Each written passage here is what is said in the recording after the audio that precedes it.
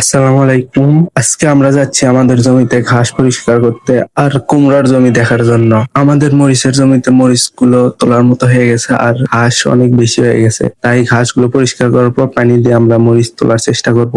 আমাদের মরিচের জমিতে যাওয়ার জন্য যমুনা নদী পার হয়ে যাওয়া লাগে। বর্তমানে যমুনা নদীর অবস্থা খুবই খারাপ, এদিকে খুব একটা পানি হয় না। নদী ভাঙন রোধে উজানে বাঁধ দেওয়া হয়েছে, এই জন্য এদিকে পানি আর হয় না। আমাদের জমিতে যাওয়ার কথা ছিল সকালবেলা, কিন্তু যেতে যেতে আমাদের প্রায় 10টা বেজে যায় জমিতেই। আমাদের মরিচের জমি দিয়ে ঘুরতে ঘুরতে আমরা চলে আসলাম কুমড়ার জমিতে। মাশাআল্লাহ, আমাদের কুমড়ার জমিতে অনেকগুলো গুটি এসেছে আর অনেক বড় কুমড়াও আছে। বড় যে কুমড়াগুলো, ওগুলোর ওজন প্রায় 2 কেজির কাছাকাছি। এই কুমড়াগুলো মানুষ চুরি করে খাওয়া শুরু করছে এখনই, বড় হওয়ার আগেই। তারপর আমরা কুমড়ার জমি থেকে ঘুরে পেঁয়াজের জমি থেকে তারপর আমরা মরিচের জমিতে চলে যাই। মরিচের জমিতে গিয়ে আমরা ঘাস কাটা শুরু করে দেই।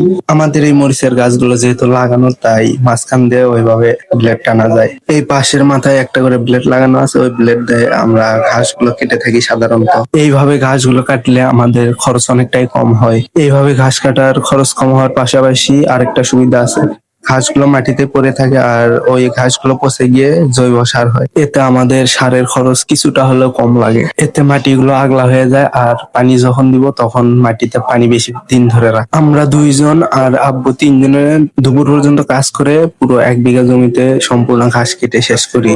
আমাদের অন্য জমিতে একটু পেঁয়াজ লাগানো ছিল, এগুলো কাজ শেষ করে আমরা পেঁয়াজ কিছুটা তুলে নিয়ে বাড়িতে চলে আসি। আজকের ভিডিও এ পর্যন্তই। সবাই ভালো থাকবেন, সুস্থ থাকবেন আর আমাদের জন্য দোয়া করবেন। আসসালামু আলাইকুম।